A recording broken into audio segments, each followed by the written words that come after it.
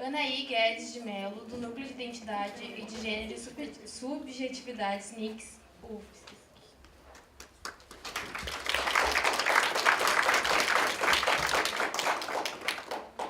Ayá Sandra Lide Oxum e Alorixá, psicóloga, secretária executiva do Conselho do Povo de Terreiro do Rio Grande do Sul. Alessandra Greff, mulher trabalhadora da área de saúde.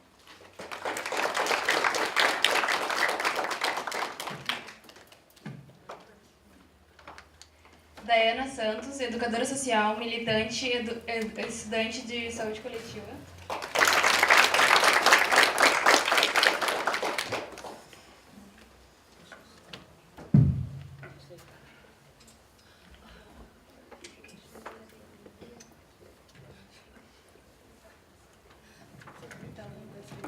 Então vamos dar início agora.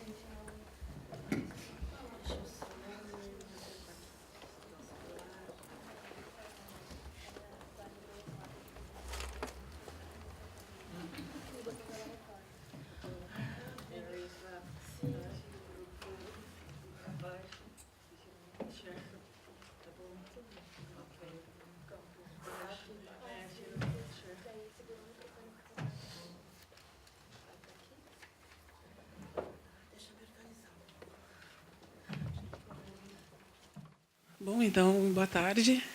E é um prazer novamente estar aqui, já que a mim foi dada essa incumbência de início, que as mulheres são tímidas, né? Primeiramente, eu quero falar que é um grande prazer estar aqui e fazer parte de um seminário que trata desses temas com essa riqueza, trazendo pessoas que eu admiro muito, e a Sandra ali está aqui ao meu lado, e estou até sem graça, não sei o que falar agora. Esqueci tudo aquilo que foi estudado, porque é uma grande referência, primeiramente enquanto mulher negra, para nós do movimento negro, é alguém que a gente admira e sempre segue, que vem fazendo essa abertura de espaço para a gente já há muito tempo. Então, quero falar da alegria que é estar dividindo esse espaço contigo. E imagina, eu que fico emocionada em estar dividindo essa mesa contigo. E, bom, enfim, eu fui convidada para participar e perguntei, levando em consideração que o tema é mulheridades, o que eu falo? Porque é um tema tão amplo. Mesmo que eu venha falar enquanto mulher negra, militante, lésbica, e tantas coisas que nos compõem e me compõem enquanto mulher, que fica difícil chegar aqui e traçar num determinado eixo para vir contemplar esse momento. Pensando nisso, eu acho que é inevitável pensar na questão social. Mesmo que a gente venha falar de saúde, eu quero iniciar falando no contexto social. Enquanto mulher, mesmo que eu vá chegar até o ponto da mulher lésbica, preciso trazer um pouquinho do panorama que a gente está inserido. Nós, hoje, enquanto mulheres, e negras principalmente, acho que já está dado isso da questão do mapa da violência, mas eu gosto de ressaltar sempre, porque a última coisa que eu sou é lésbica. No sentido de que eu saio na rua, ninguém olha para mim e diz, é lésbica. Eu sou uma mulher negra. Eu sou vista como mulher negra. Quando eu for arrumar um emprego, eu sou uma mulher negra. Eu sou desqualificada enquanto mulher negra, porque o meu espaço ele é negado. Então, acho que é importante eu começar fazendo essa fala para que vocês entendam que isso é algo que eu trago desde o meu nascimento. Isso é um marcador que já está em mim. E para eu chegar aqui hoje e pegar esse microfone e falar para vocês, que fosse uma, que bom que não é só uma, que bom que somos muitas, mas aqui isso para nós é símbolo de poder. Isso para nós é uma conquista tão grande e é de um valor que vocês talvez, e não desconsiderando as pessoas brancas, bem pelo contrário, mas para vocês, mulheres brancas, talvez vocês não tenham ideia do quão importante é esse momento para nós.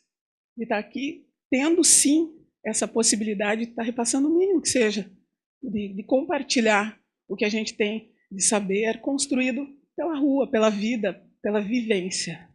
E quando se fala de mulheridade, eu acho que tem que iniciar dizendo isso. Desse espaço que a nós sempre foi negado, mesmo dentro de uma universidade que está aí, e não me deixa mentir, que diariamente quer nos colocar num outro espaço.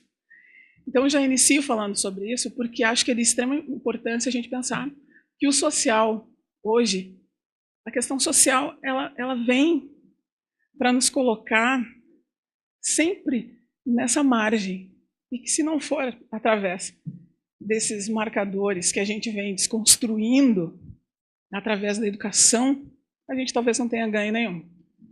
Então, dando início realmente àquilo que eu me propus a falar para vocês, enquanto iniciei o pensamento para vir até aqui, eu pensei, de que forma a gente pode estar contemplando todas essas necessidades, todos esses anseios, sem ser repetitiva, porque eu conversava há pouco agora com o pessoal e falava, somos sempre os mesmos, nos mesmos espaços, mas que bom que a gente ainda resiste. Né? Então, mas de que forma a gente pode estar fazendo isso, fazendo desse momento um momento que ele seja definitivamente plural, que venha a nos contemplar e que a gente saia daqui com um mínimo de reflexão e crítica com base naquilo que a gente se propôs a estar construindo.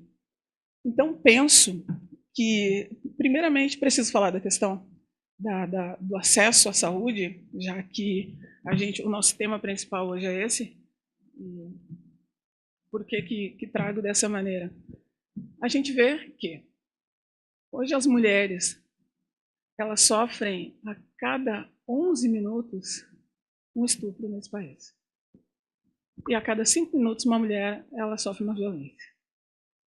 Como é que eu vou pensar uma estrutura de saúde que contemple, que nos contemple, nós enquanto mulheres, se a gente não pensar nessa igualdade de gênero e não questionar a estrutura que é historicamente naturalizada pela cultura da violência, se a gente não considerar isso como um marcador fundamental.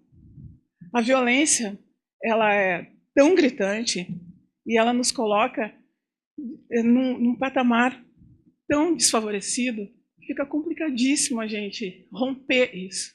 A gente não tem conseguido.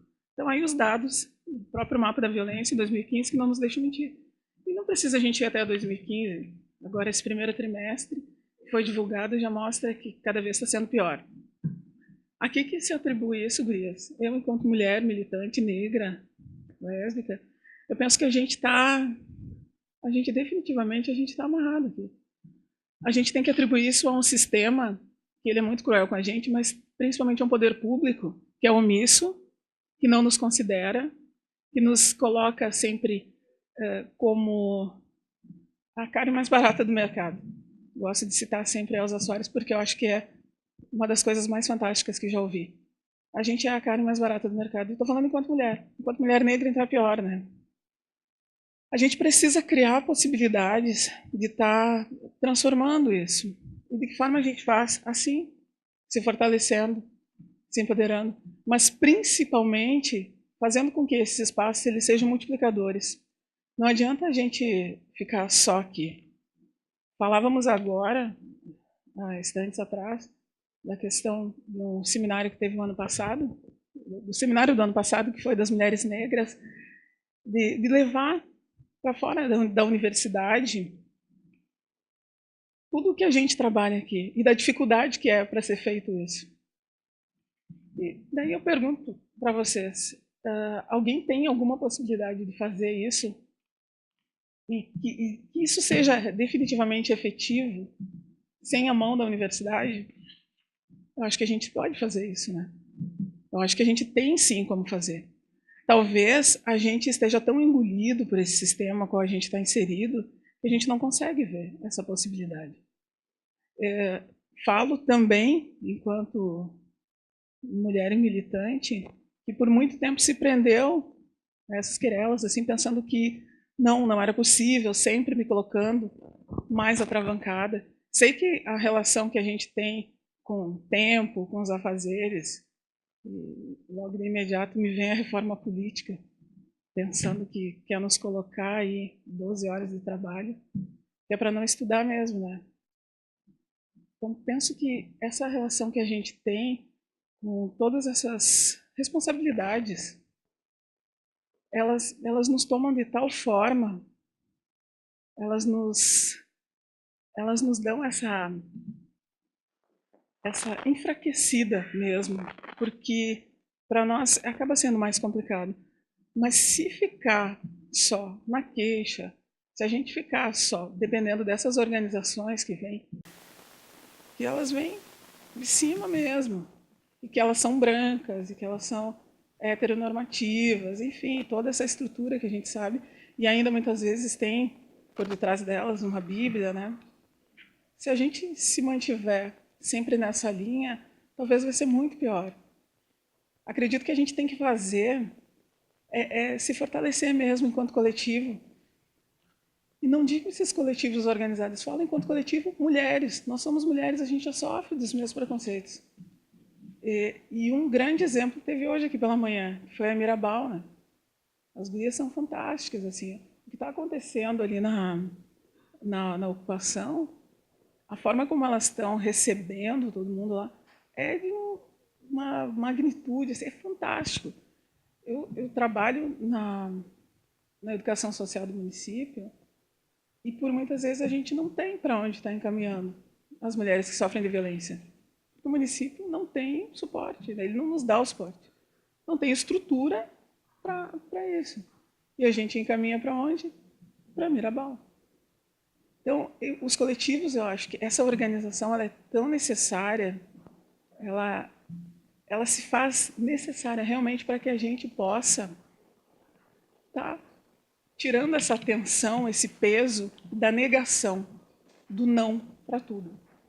Do não é possível, do não dá, do não conseguimos fazer.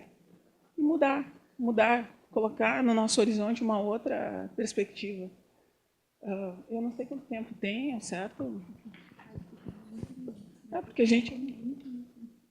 porque eu acho que é interessante a gente ir trocando, enfim. Acho que são tantas coisas, mas eu também quero ver as gurias, tem bastante para falar, mas... até porque o interessante disso tudo é essa construção, sabe? Que a gente faz com o coletivo, e acho que é bacana. De repente a gente ia passando, não tem problema. Ótimo, então tá. O pessoal, eu também acho que, não sei se... Então eu repasso e acho que depois retorna, a gente continua, beleza. Então tá, quero agradecer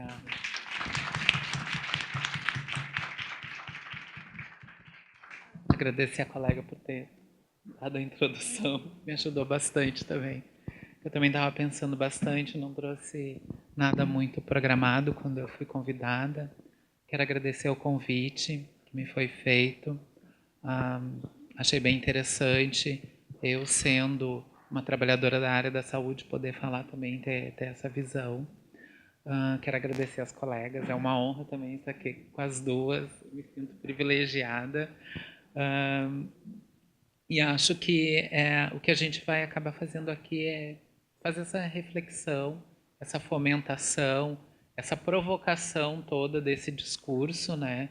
Eu participei pela manhã como ouvinte, achei muito interessante a indígena Cate Lima, a Monique Prada falando, a Natália da Mirabal, que a Casa de Apoio Mirabal, ela fica na do Duque de Caxias, e é uma das... E as usuárias da Mirabal, elas são usuárias do posto de saúde que eu trabalho. Eu trabalho no posto de saúde Santa Marta, aqui da Gerência Centro, né? Não vim representando a prefeitura nem o posto de saúde, quis deixar bem claro isso no início, né?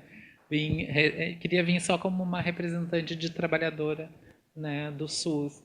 Mas como já teve toda essa construção de manhã, falando sobre todas essa rede de apoio, vendo todas as questões que a Natália está bem preocupada e fazendo, e escutando a fala dela e das outras colegas que estavam na mesa pela manhã, a gente vê o quanto, e na tua fala também agora, o quanto as instituições, as redes de apoios que a gente tem, os CRAS, CREAS, NASF, todas essas outras redes que a gente tem de suporte para poder ver a questão da violência da mulher, das trans, né? Porque até quando me foi questionado, né, para vir aqui, Alessandra, como é que tu quer que ponha o teu nome? Eu disse assim, eu já passei por tanta coisa. Já ouvi ser chamada de travesti, transexual, viado, puto, boiola, barrão. Uma vez até escutei de um cara que me perguntou assim, desde quando tu é um ator transformista? Então, e as pessoas querem muito se preocupar com essa questão de nomenclaturas, né? E eu sempre me senti mulher, eu sempre me identifiquei como mulher, tanto é que fui atrás, né, da minha questão feminina por me identificar com o meu lado feminino, né? E não acho que me encaixe em nenhum termo assim, se as pessoas me perguntam para mim, Alessandro, o que tu te considera? Eu me considero uma mulher, né? Eu acho que a que mais chega perto da que eu tenho, da nomenclatura que eu tenho aceitado e gostado mais de escutar é a mulher cis, né? Que daí eu sei que a mulher cis é que nasceu biológica, né? Mas eu achei tão interessante a questão da mulher cis, eu me identifiquei, porque parece eu ciscando em qualquer lugar, me senti uma galinha, sabe? Eu digo, a mulher cis sou eu, ciscando. Eu gosto muito de dizer isso, né? Porque fica muita nomenclatura, muita preocupação com o que é, o que não é, e de vez em quando as pessoas nem param, querem vir com uma informação e não param para perguntar o que tu é, o que tu pensa, o que tu acha, né? Querem realmente te escutar, né? E é difícil isso.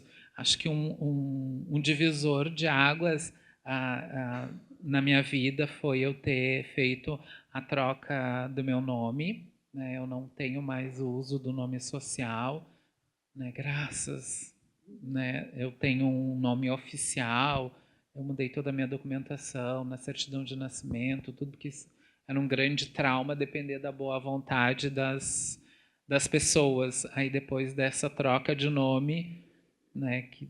Aí eu fiz fazer toda a documentação, né? CPF, Receita Federal, RG. Uma burocracia interminável. E a última foi para os meus estudos, né? Pegar meu histórico escolar e botar um nome oficial, Alessandra. E comecei numa instituição de ensino já com o nome de Alessandra, sem ter que pedir para a escola, para a direção, para os professores. Parece que tu está mendigando um favor, porque a questão do nome social eu acho muito delicada, porque depende do olhar da pessoa que está ali atendendo. Eu sou, além de ser trabalhadora da área da saúde, eu sou usuária da área de saúde, eu utilizo o SUS. Muitas vezes eu utilizei, muitas vezes eu dependi da boa vontade de um colega me tratar como, né, eu sempre me senti, apesar das pessoas não entenderem, não compreenderem, não aceitarem, mas isso é uma questão da pessoa, não minha, né? Então, aí acho que passando por essas questões, claro que daí tu tendo uma colega profissional de saúde trans, né, e na equipe que eu trabalho, quando eu comecei a trabalhar há 5 anos atrás, comecei com nome masculino, tive problemas de preconceito, discriminação com que outro colega de trabalho, questões que a gente vai esperando, relevando, e a batalha de sempre, né? E como a colega mesmo falou, né, da questão que ela gosta muito de lembrar, Elza Soares, né, dizendo que a carne mais barata do mercado é a carne negra, né? Eu só fico pensando que as trans são o brinde, são a questão gratuita de tanta violência que a gente sofre, né? E apesar dos movimentos, né, o movimento negro, o movimento das mulheres, o movimento LGBT, todos terem as suas questões bem enraizadas, com discriminação, com preconceito, com rechaço da sociedade. Eu acho que falta muito a união desses espaços, né? Eu acho que não precisa ficar aquela coisa assim, nós somos das mulheres, a delegacia das mulheres, a gente não vai atender ela porque é uma trans, ela não é mulher, ela nasceu homem, fez a cirurgia, ou não fez a cirurgia, então ela não tem um órgão feminino, ela não merece o atendimento de uma mulher, sabe? Essas discussões, né, acabam nos empobrecendo, né, e estigmatizando mais o que os poderosos, o que os grandes, o que os brancos héteros normativos já fazem com a gente. E acredito que isso deve se acabar. Então é isso, mais ou menos. Eu também vou passar a fala para deixar para o debate, para alguma questão, mas admirando todas aqui presente e as colegas da manhã. Muito obrigada.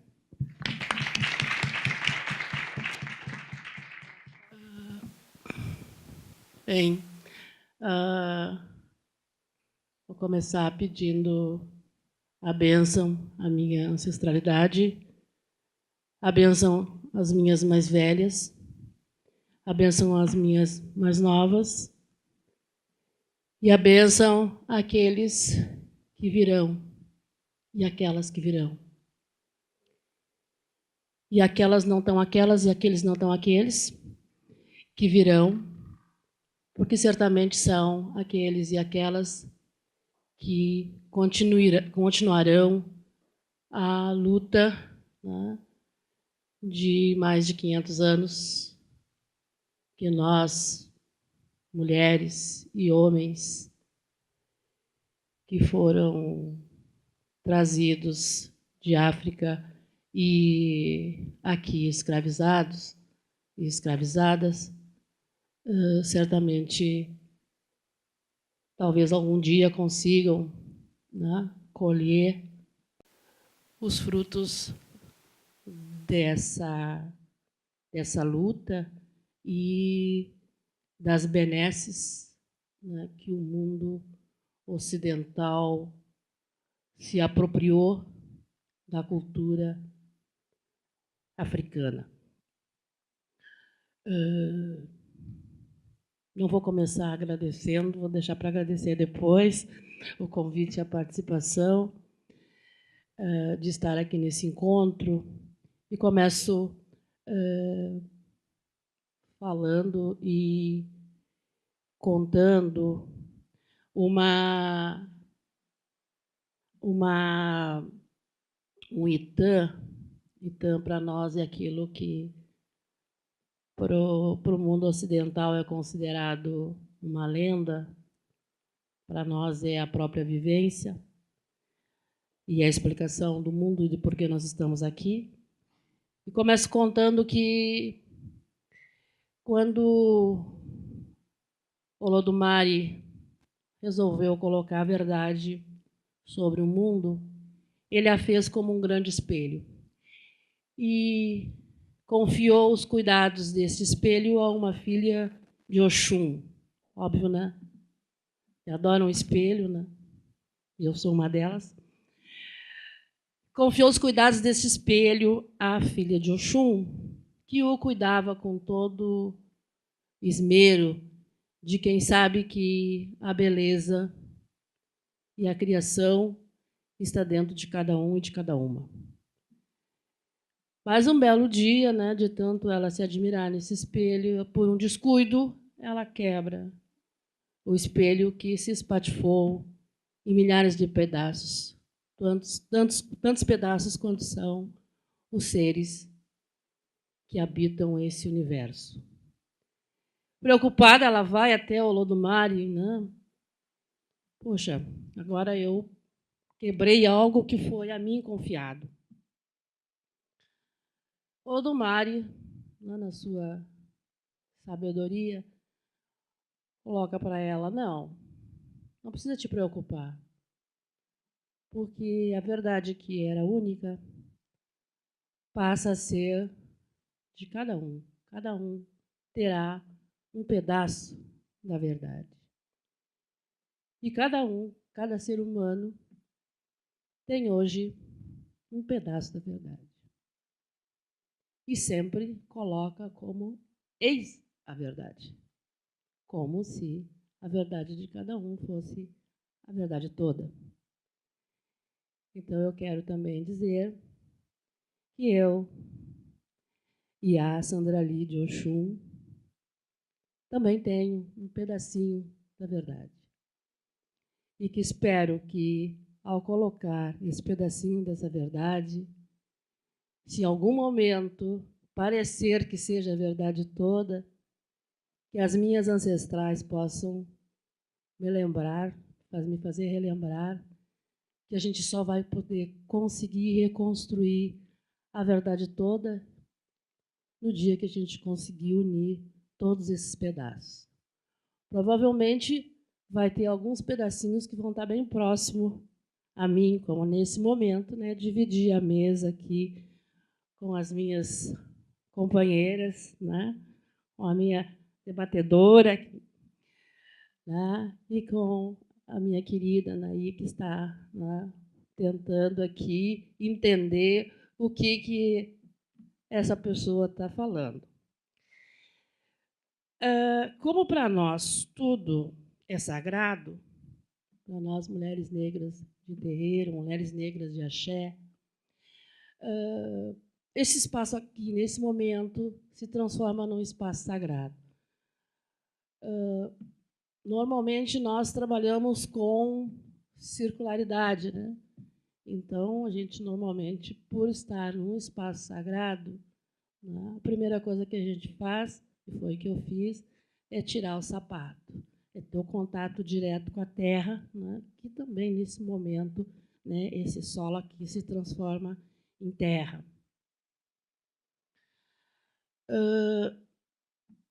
E, enquanto espaço sagrado,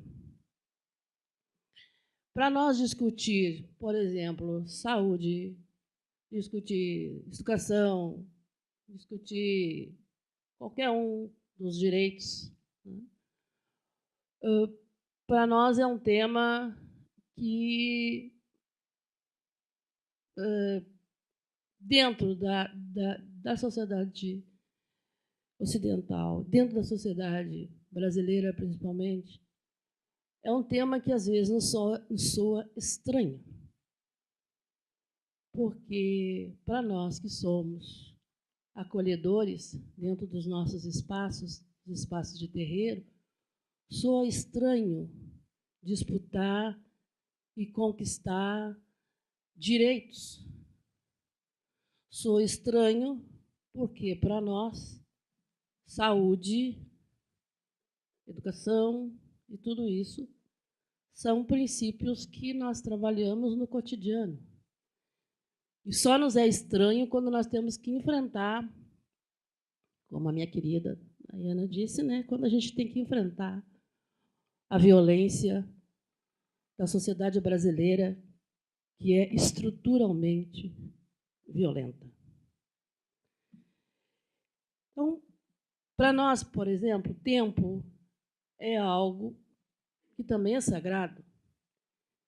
E ele só se complica quando se coloca o tempo enquanto algo que a gente manipula. Eu não consigo manipular o tempo. Por isso que eu costumo, quando eu vou falar, costumo escrever, porque eu tenho muita dificuldade de controlar tempo, porque tempo, para mim, é um orixá, né? Então, é ele que me controla, não eu que posso controlar. Então, como eu sei que daqui a pouco aí vai ter os 5 minutos, o concluir, e eu não vou conseguir fazer isso, né? Embora, né, as minhas queridas daqui já me deram mais tempo, né? Porque elas abriram mão aí do seu tempo. Bom, problema de vocês que abriram mão do tempo. Mas eu vou tentar ficar no... Não. Nos princípios civilizatórios da tradição de matriz africana e afrodiaspórica, nos levam a nos perceber, enquanto mulheres negras de terreiro, como pessoa mantenedora da coletividade.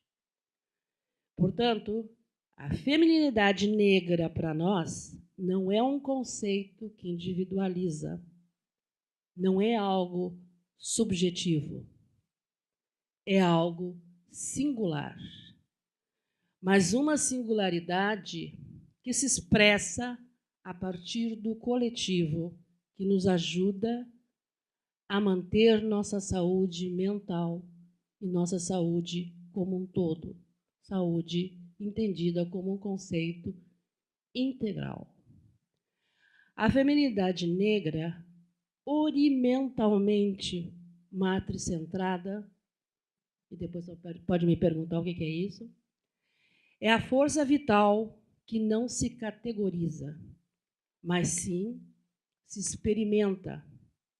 É a prova que ela existe, é porque eu a sinto como algo que me assemelha à força da outra mulher, que está fora de mim, mas que também está em toda a natureza.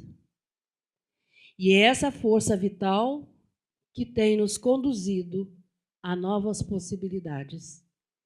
E esse modo de vivenciar o mundo faz com que resistamos até aqui, como um taquaral que se curva à passagem das tempestades, como esta que vivemos agora no Brasil. Mas não se quebra. Jamais se quebrará, pois ela representa a luta das nossas ancestrais, mesmo quando sua vida deixou de ter valor humano por ser considerada apenas uma mercadoria. Que encontramos o maior legado de nossas antepassadas, a resistência. Resistência que nos é conferida pela força das iabás, luta que a mulher negra faz na diáspora desde meados do século XVI até os dias de hoje.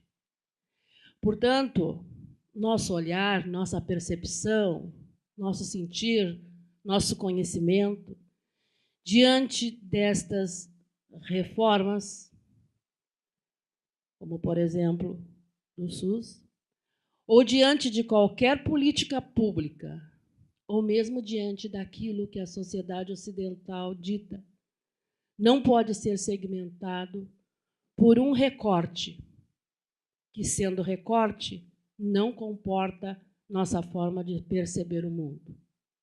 Por isso, também te agradeço pela forma como tu coloca, enquanto cis, né? Ciscando. Eu também venho ciscando. Portanto, antes de qualquer olhar, antes de qualquer pensar, de qualquer refletir, nós sentimos na pele, no corpo e na alma o que significa resistir a essas reformas, resistir a essa quebra de direitos, pois, como o próprio termo diz, são reformas. Reformas retroalimentadas pelos ditames colonialistas, patriarcais, xenofóbicos e racistas que nos mantêm invisibilizadas e incluídas numa sociedade que nunca nos quis, como figuras centrais na luta pela igualdade de direitos e sempre nos desumanizou, nos colocando na categoria de minorias, num país cuja a maioria da população é negra. E se a maioria da população é negra, a maioria da população é negra feminina. Desde que aqui chegamos, somos a resistência e somos a maioria.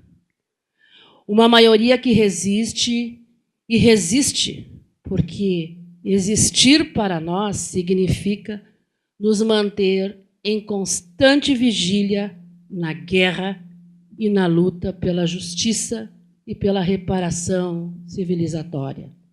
matricialmente construída. Pois se o mundo gira pela força da mudança de estratégias e de novos paradigmas, a natureza nos concede a força guerreira e o poder da criação e da mudança através da realização do projeto mítico social de cada uma e de cada um de nós. Nós, mulheres negras em marcha, temos nos diferenciado daqueles que querem impedir nossa caminhada. Caminhada essa cujos passos antecedem o momento da nossa saída de África. Somos parte daquelas que acreditam na radicalidade da democracia, do poder da radicalidade sagrada das Iabás, da radicalidade sagrada de Nanã, a senhora que vinga o mal feito, o desrespeito e a desonestidade, e que nos fortalece no grito que afugenta todos os usurpadores da democracia.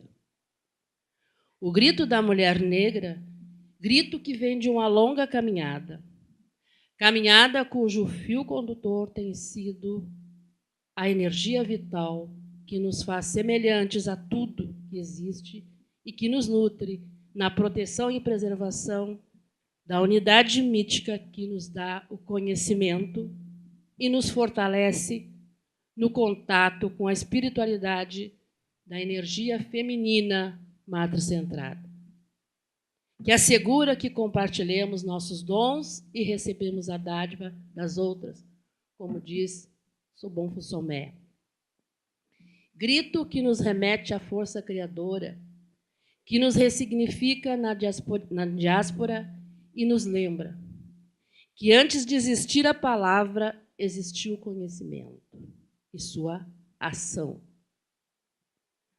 Que antes de existir a escrita, podíamos compreender o que conhecíamos e compartilhar.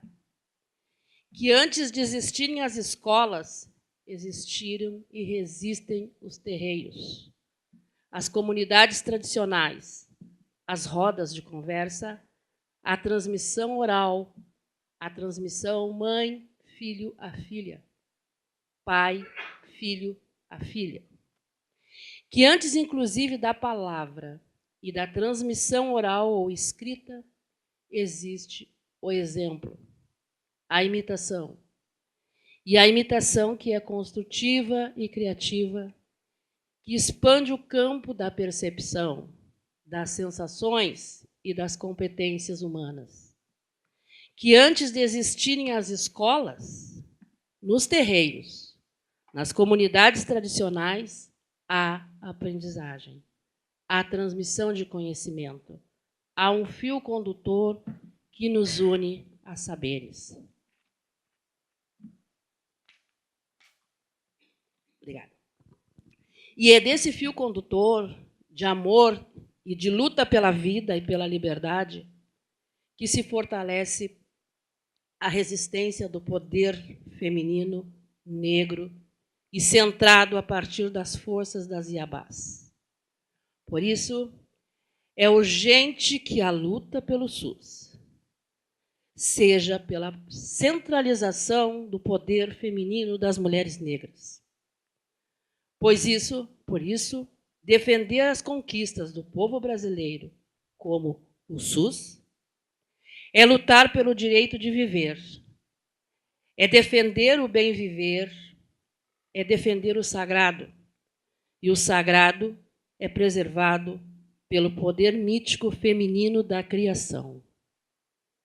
A luta da mulher negra está circunscrita na defesa radical da democracia participativa, do direito de crescer, de sermos recompensadas dignamente pelo nosso trabalho na construção da sociedade brasileira. E é lutar pelo futuro dos nossos filhos, futuro que se inscreve no presente e está ameaçado por um projeto com característica de desterritorialização de corpos e destruição de sonhos e das utopias. É acabar de vez com a naturalidade das mortes de meninos e jovens negros e das lágrimas algumas vezes absurdamente silenciosas e caladas de suas mães. Caladas por medo de uma violência ainda maior, de um Estado inoperante diante de nossas condições de existência, ou operante indevidamente, atuando com políticas compensatórias que não se sustentam diante da ganância do capitalismo e das pressões de uma elite usurpadora e perversa. São muitas as lutas. Lutas que é uma só.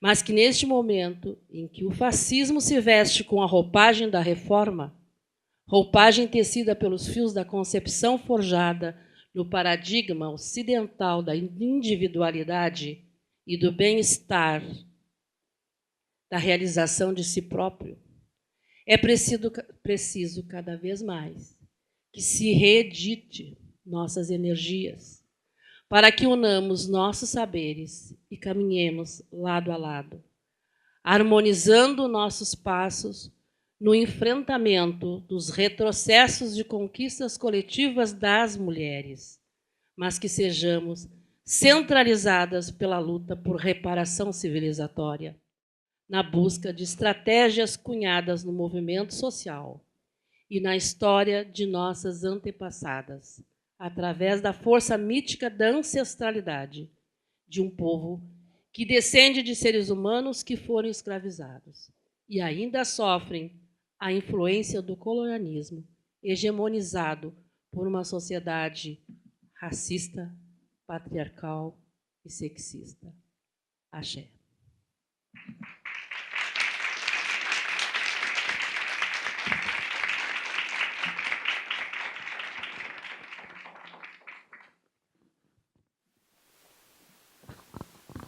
Vou ficar em pé, primeiro. Aqui Japão, aqui Japão, aqui Japão, Japão. Boa tarde para vocês.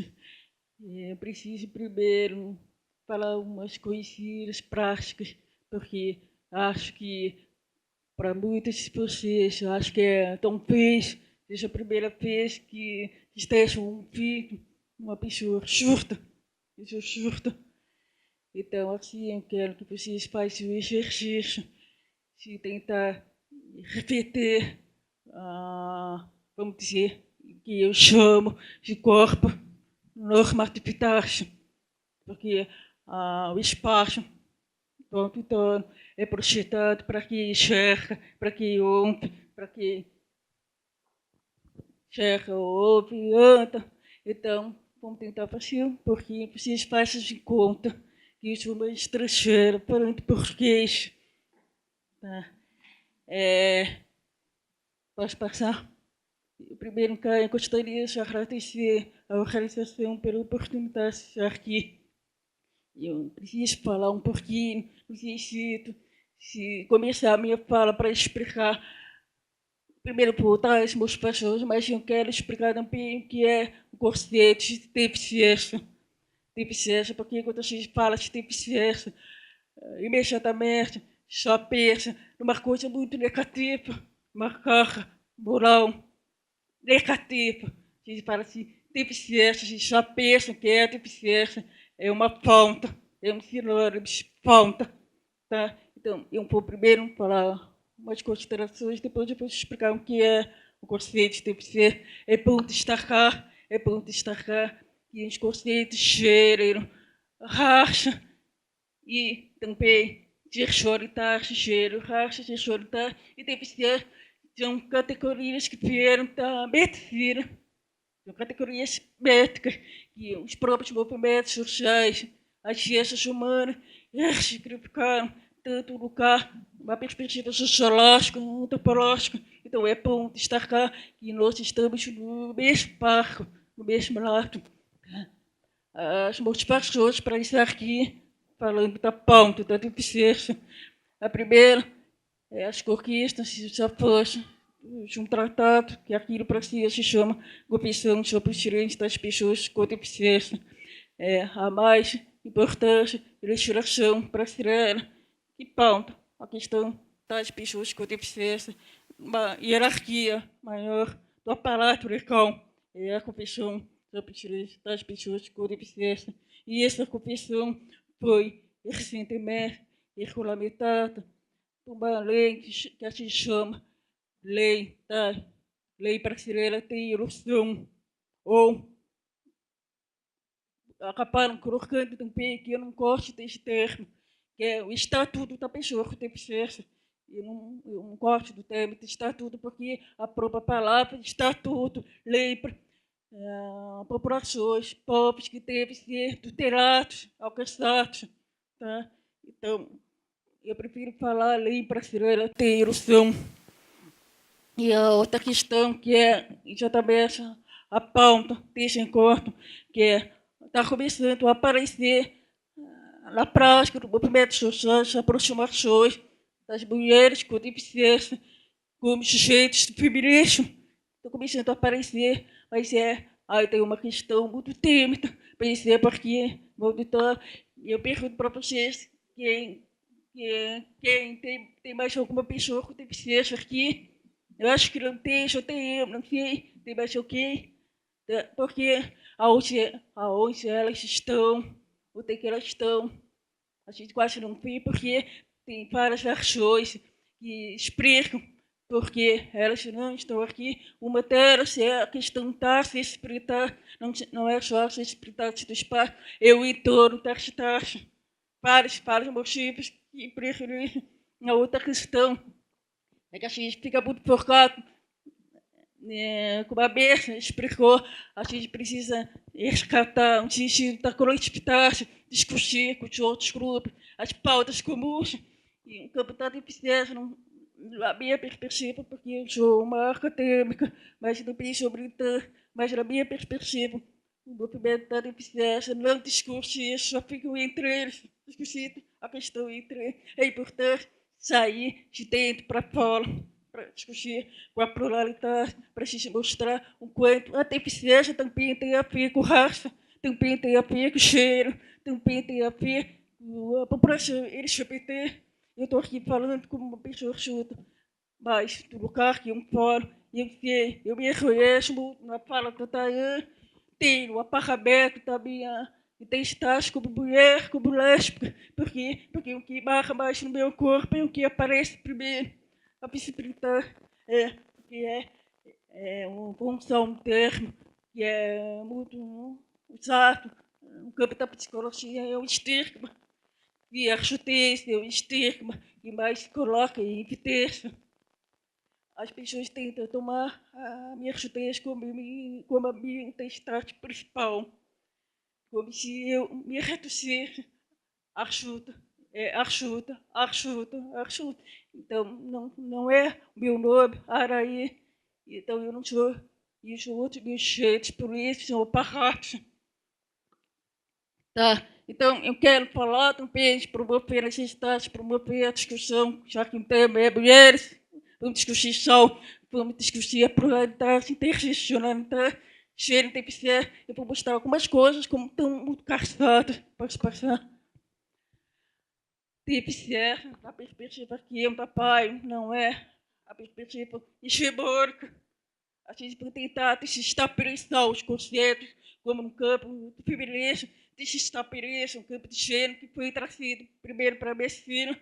Então, a deficiência vai para si, só que a discussão desse campo começa a chegar no Brasil na década de 2000, no ano de 2000, propriamente o campo chamado Estudo sobre Deficiência.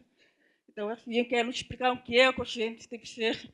Deficiência não está na perspectiva que eu da pai, não está no corpo. Ela é um produto da relação entre o corpo com impedimentos físicos, auditivos, visuais, de locomoção, impedimentos físicos, essas coisas que a gente pensa, uma deficiência é um produto da relação entre o corpo com impedimento e o meio.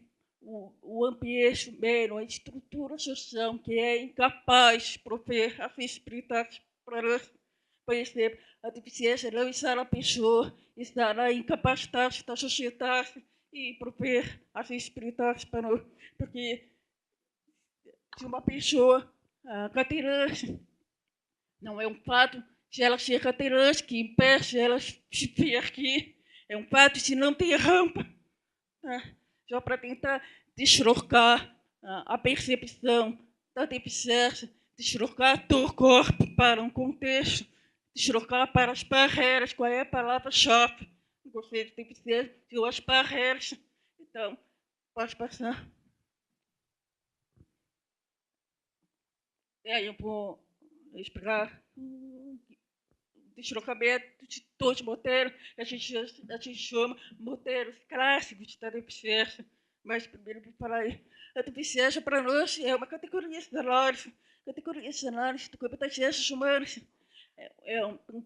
Seja, é uma categoria de opressão, como raça, como cheiro, como homossexualidade. Então a ciência está se querendo colocar a deficiência no débito lugar do debate do corpo das humanas.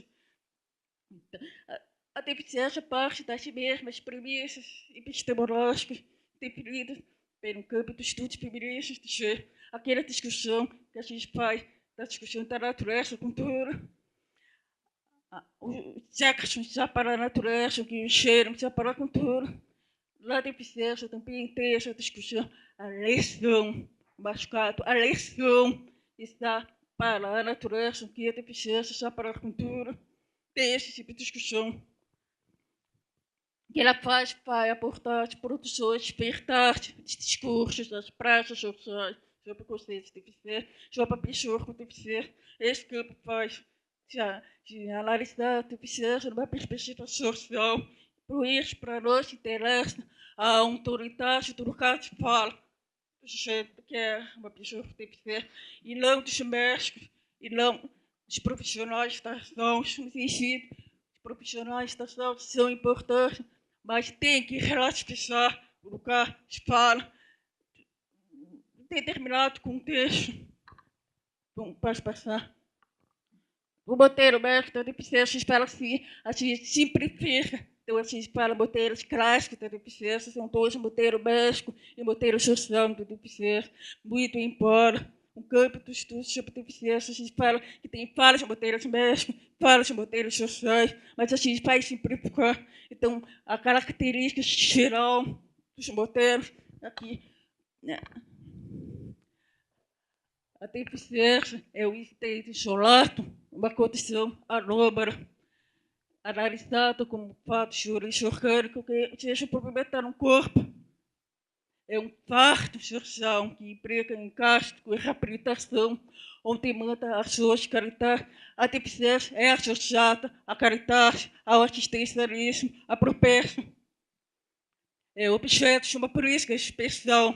Ela é raramente contemplada nas polícias públicas gerais, intersecionais, aquela questão que a gente discute, que é importante incorporar a transversalidade de gênero. Mas por isso também é importante incorporar a transversalidade da deficiência, porque deficiência não é uma questão que diz respeito apenas a pessoas com deficiência, mas a todos vocês. Por quê? Porque todos vocês são potencialmente deficientes.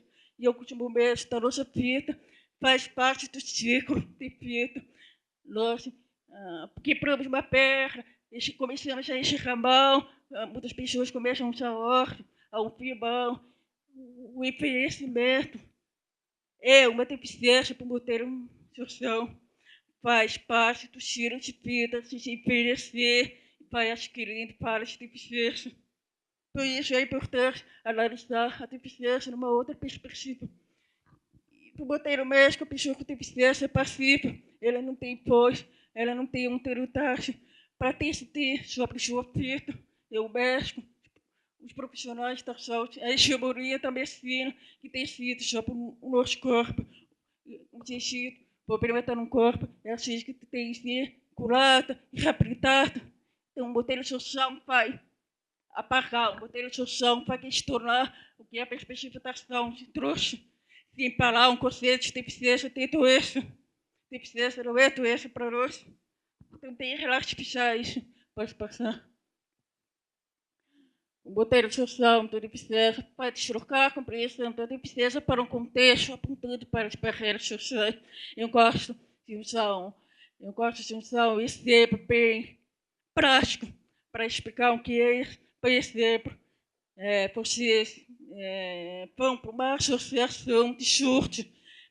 As pessoas surdas costumam fazer encontro entre eles, uma festinha. E vocês podem para o espaço de surto. Os surtos estão todos com os comunicantes, negociantes. Perfeito. A percepção da deficiência muda, que é um deficiente naquele momento, são vocês.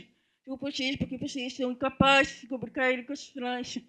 Para vocês perceberem como a deficiência muda o contexto, depende das barreiras do contexto, da situação, da estrutura social. Então, assim, modernização vai trocar essa percepção de que a deficiência é uma tragédia. Supriu as 3 carros, e aconteceu uma tragédia, um filho morto, vou morrer, acabou a minha vida, acabou a prosperidade, eu me casar, porque deficiência é um filho morto. Tem essa percepção que a deficiência é uma tragédia. Tá? Para nós, a deficiência é considerada um modo de vida, é uma parte constituinte da condição humana. E a pessoa com deficiência tem voz, é cidadã, ela tem, no caso, fala, se autoridade para decidir o que ela quer em relação às questões que envolvem a sua subjetividade de um corpo. Posso passar? Agora, em um ponto, os 2 modelos concordam. A eleição é aquilo que eu falei no início. A eleição está para a natureza, que a deficiência está para a cultura. A eleição é um tema, está alçada dos cuidados médicos.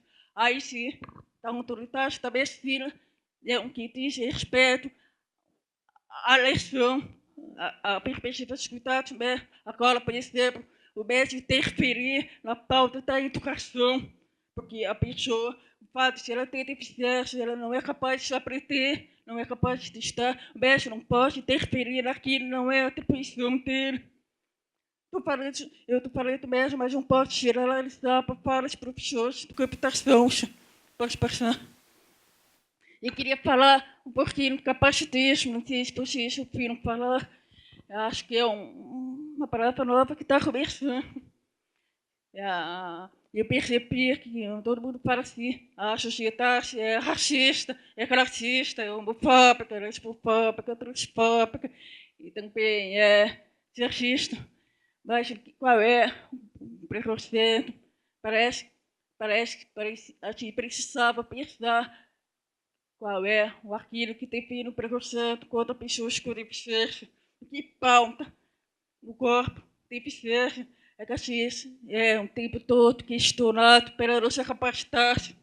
Eu sou capaz, será que eu sou capaz? Pelo fato de eu não ouvir. Então, as pessoas com deficiência passam a vida inteira sendo questionadas em relação à sua capacidade para várias coisas. Mas eu posso dizer para você que a capacidade, lá, se a gente pensar, um capacitismo, uma hierarquia nos corpos. O topo da hierarquia são os corpos deficientes, corpos com impedimento, mas não posso dizer que as mulheres também são questionadas pela sua capacidade em relação aos homens. E os mulheres também são questionados, têm sua capacidade questionada em relação ao branco, ao ideário da branquitude, tem esse tipo de coisa. Então, eu posso dizer que negros, pessoas negras, mulheres, indígenas, todos, de alguma medida, passam por situações de capacitismo, mas no topo da hierarquia, aquele corpo abjeto, arcaico, que está na última escala, uma pessoa com deficiência, capacitismo, e o capacitismo é operado assim, para si, a sociedade, a estrutura patriarcal e heteronormativa, mas também é corpo normativo, as dificuldades que pessoas com deficiências passam para tentar participar dos debates, das discussões, da sociedade de uma forma plena, que a gente não consegue, porque o nosso sistema é corpo normativo, o nosso sistema não considera a diversidade corporal. Então, eu posso simplificar para vocês, dizendo assim, quanto mais incapaz for a estrutura social para prever a diversidade corporal, quanto mais capaz a estrutura não dar conta da diversidade corporal, de qualquer corpo, mais severa é a experiência da deficiência. Posso passar? Algumas questões. A primeira geração dos teóricos do campo dos estudos feministas, eles definiram duas formas de opressão contra pessoas com deficiência, como estão as duas formas. A primeira é a discriminação socioeconômica, que tem a ver com o próprio sistema capitalista, que demanda que os corpos sejam perfeitos, produtivos, saudáveis para um trabalho. Por isso que existe a lei de cotas no Brasil, no mercado de trabalho para pessoas com deficiência, porque se não fosse por isso, as pessoas não iam conseguir trabalho. E a segunda forma de discriminação, que é uma forma de discriminação que aproxima a pauta da deficiência com a questão LGBT, que é a medicalização das subjetividades do corpo, da sexualidade. As pessoas com deficiência também são questionadas quanto ao seu direito de exercer a sexualidade, se constituir família. Tanto é assim que a Convenção sobre os Direitos da Pessoa com Deficiência tem um capítulo sobre o direito à saúde sexual e reprodutiva, o direito a exercer a sexualidade e o direito a constituir família. Porque tem vários casos que envolvem processo, por exemplo, para adotar uma criança, e as pessoas com deficiência, um casal com deficiência, por exemplo, são questionados em relação à sua capacidade de ser pai e mãe, por exemplo. Tem várias dimensões que conectam com a pauta LGBT. E o próprio modelo social da deficiência vai questionar a classificação internacional de doenças, que é um debate que está correndo agora. A gente quer botar a classificação internacional de doenças para ficar na classificação de funcionalidade. Posso passar?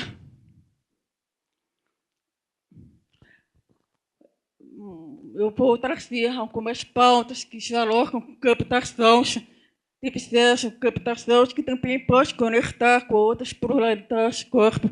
Uma, a gente fala assim do movimento LGBT, começou a luta lá em Nova York, historial, que é a militância LGBT emerge por causa da luta com o combate, o enfrentamento a HIV. Mas o detalhe é que a própria condição solo positivo, uma pessoa vivendo com HIV ou com AIDS, provoca deficiência. Então, tem um fenômeno que a gente chama de deficientização, porque, olha, violências contra mulheres, que a gente, eu acho que a mesa da manhã discutiu violências contra mulheres com deficiência, uma coisa que estudam o campo das violências contra mulheres no discurso é que violências produzem deficiência. Então, mas quem fala de deficiência, qual é um tipo penal que é discutido para categorias de deficiência? Lesão corporal gravíssima. É gravíssima, porque gravíssima é um corte que remota deficiência permanente. E lesão corporal grave é deficiência temporária. Então, assim, tem várias discussões que a gente está acordo com uma pauta correta. E a outra pauta, que é uma tensão, uma brinca entre o movimento feminista e o movimento da deficiência, é a discussão do aborto seletivo. Ou então o aborto. Nós estamos enfrentando agora, nesse momento, para Brasil, por prevenção pública, que é o aborto no contexto da epidemia do vírus Zika, porque alguns representantes do movimento, pessoas com deficiência, pais, mães, principalmente mães, estão acusando algumas feministas se eu cheiro, se eu cheiria. Então é uma tensão, tem parte que aproxima, tem parte da deficiência com o campo feminista. E o outro tem parte é a questão da assistência sexual para pessoas com deficiência. Eu não sei se vocês sabem, mas existe aquele tipo de carte, pessoas com deficiência, com sequelas graves, de ereção, que elas não conseguem acessar o próprio corpo. E aí eu pergunto para vocês, se eu não tenho problemas de mobilidade, eu posso ir ver. Mas tem aquelas pessoas que têm problemas seríssimos de mobilidade, que elas não conseguem nem se masturbar, não conseguem acessar um corpo, não conseguem tocar um corpo. Precisa da ajuda de terceiros para realizar a primeira experiência sexual. Do meu movimento, do meu campo, na minha parte ativista, eu conheço casos de mulheres com deficiência, 40 anos, 50 anos, nunca esperam uma relação sexual no peito. Quando começaram, foram bem depois, na terceira taxa. Porque tem isso, marcator, tá corpo numa taxa, o corpo que marca uma perspectiva antropológica, que mobiliza aquele lugar, tu não olhar para aquele corpo, no sentido de causar uma repulsa. Quanto mais deformado e disforme um corpo, mais roxo, repulsa a sociedade tem. Então, tem aquelas pessoas que não conseguem. Eu quero ter a minha primeira experiência sexual com prostituta. Então, aqui no Brasil, o movimento tem muito mais.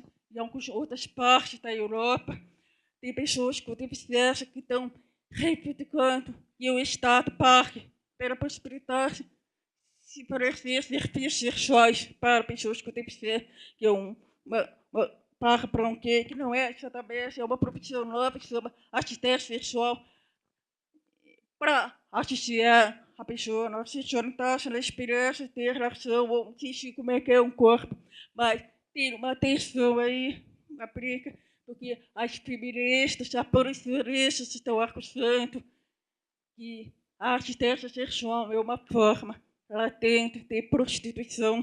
E a gente sabe que tem uma briga no feminismo sobre a questão da prostituição, do feminismo progressista. Então, essa questão também vai pegar um debate da assistência sexual para pessoas com deficiência. E eu, debate de computação, pode passar.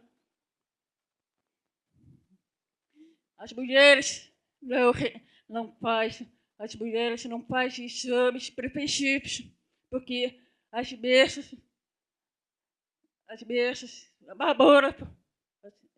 de ginecologia não estão adaptadas à altura, não ao corpo delas. Tem esse problema, tem que adaptar os serviços de atenção primária, não são adaptados para pessoas com deficiência, por isso elas deixam de fazer exames preventivos. Tem partes para gente falar, outro tem parte do campo da ação, que é, eu falei dos dois primeiros preconceitos, da primeira geração, que é a medicalização da deficiência do corpo, a primeira discriminação socioeconômica, mas os primeiros teóricos se esqueceram da terceira discriminação, o TEPAS, que é um TEPAS que foi trazido pela segunda geração de teóricos do campo feminista, da deficiência, que é a discussão de gênero. Vocês estão esquecendo de detalhe o papel e o cuidado tem na dimensão da deficiência. Os primeiros teóricos falavam assim: não vamos falar de nós, não vamos falar da nossa dor, que é falar de um corpo doente e lesado, porque se a gente falar da nossa dor, eles pensavam que isso abriria uma brecha para a autoridade médica, que é da vida, vocês precisam de nós, mas as feministas vão desconstruir isso para falar que não é bem assim. Criticar o conceito de TPT da primeira geração. Eu quero ser reabilitado para me tornar o mais independente possível. Não quero me TPT, pessoa. Mas as feministas vão dizer: espera aí, a sociedade, as relações humanas são baseadas na interdependência. Todos nós dependemos uns dos outros. Então,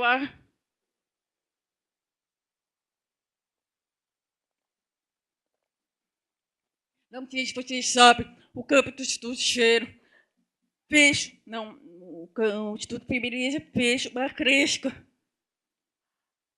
à feminização do cuidado. A feminização do cuidado. O cuidado, historicamente, é uma tarefa feminina. Mas o estudo sobre deficiência vai fazer arrisca a ideia da feminização do cuidado.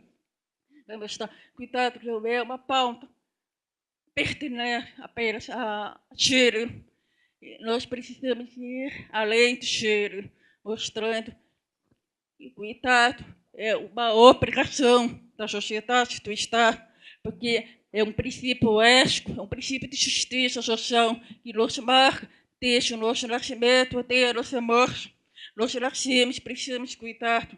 Nós morremos, até para morrer, nós precisamos de cuidado.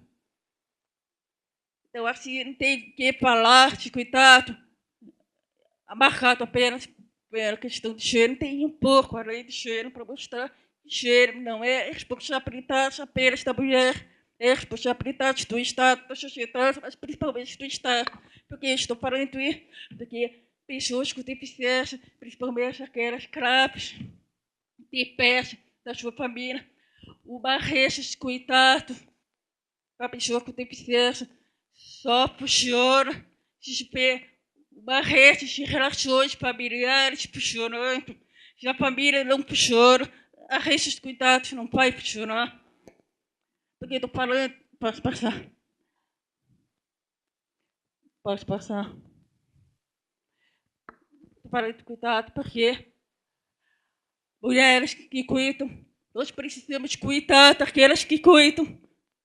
O Estado não fala da previdência social, esquece cadê as mulheres, as mães que cuidam, passam a vida inteira cuidando dos seus filhos com deficiência, abdicam da sua vida de lazer, abdicam do trabalho, ou são discriminados pelo empregador, não conseguem retornar ao trabalho, porque discriminam pelo fato que elas precisam se ausentar do trabalho para cuidar dos seus filhos. Então, elas são esquecidas da previdência social, são esquecidas pelo campo das mãos. Nós precisamos trocar cuidar de quem cuida. E a risca feminista da deficiência vai trazer cuidado, não tem paz. Uma categoria central da teoria feminista da deficiência. E precisamos criar polícias públicas de cuidado, não apenas para pessoas com deficiência, mas para aqueles que cuidam de si mesmos, os filhos e filhas que são cuidados por suas mães, a maioria são mães. Por que estou falando isso? Porque é responsabilidade do Estado. Aquela história, brigas marido, mulher, não te deve meter a mulher. O Estado tem que se meter, nós temos que obrigar o Estado a se meter na falta de cuidado. Posso passar?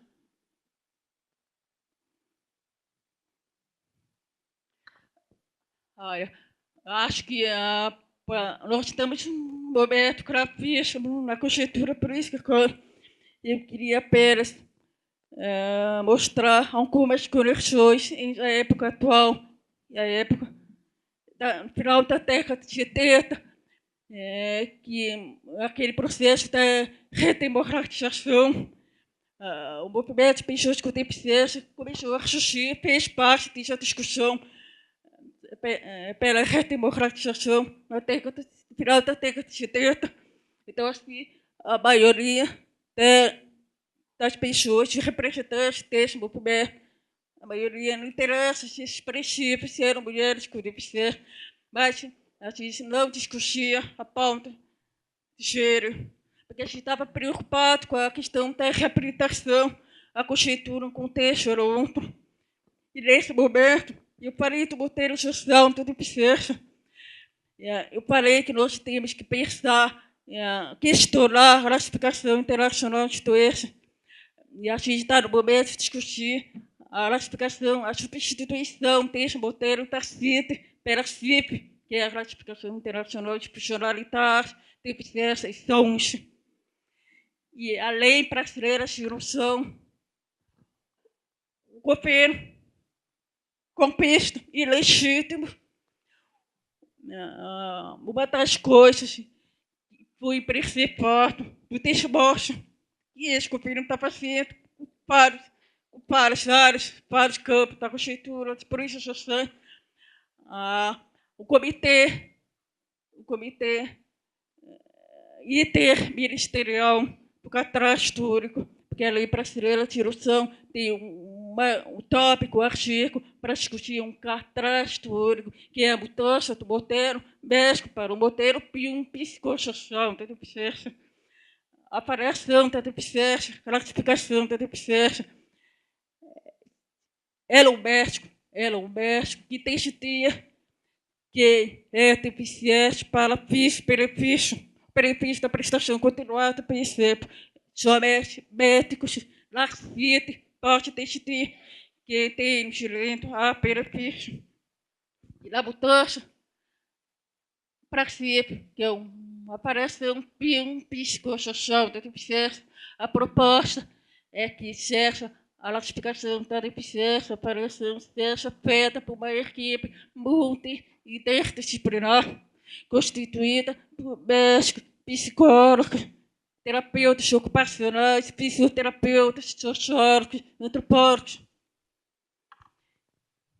Que aqueles médicos que criticaram o programa Mais Médico, criticando a vida dos médicos pobres para o Brasil, são os mesmos médicos que estão criticando o cadastro único, estão criticando a aparição.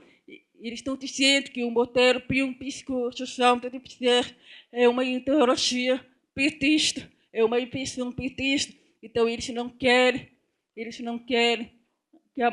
que tenha esse modelo de transição, de mudança para o modelo psicossocial da deficiência. Eles querem que a perícia seja feita apenas por médico. Então, assim, por exemplo, os profissionais da psicologia vão ter essa mudança de transição da legislação, porque a lei brasileira de instrução prevê essa mudança, que a aparição da deficiência seja classificada por uma equipe multidisciplinar. Então, assim, é aquele mês de parte da campanha contra o ato médico. Nós estamos fazendo, está acontecendo a mesma coisa no campo da deficiência.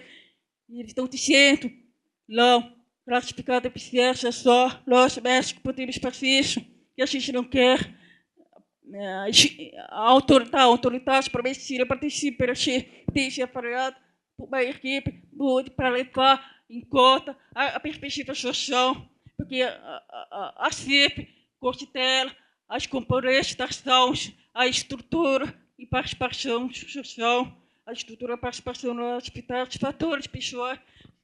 A deficiência tem que ser avaliada em relação ao contexto.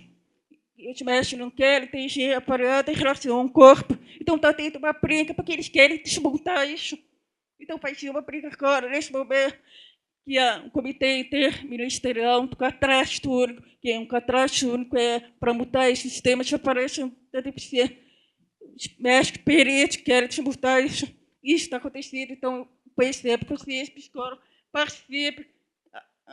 O protesto, o desmonte, os exigidos de questionar esses tipos próximos. Posso passar? Posso passar?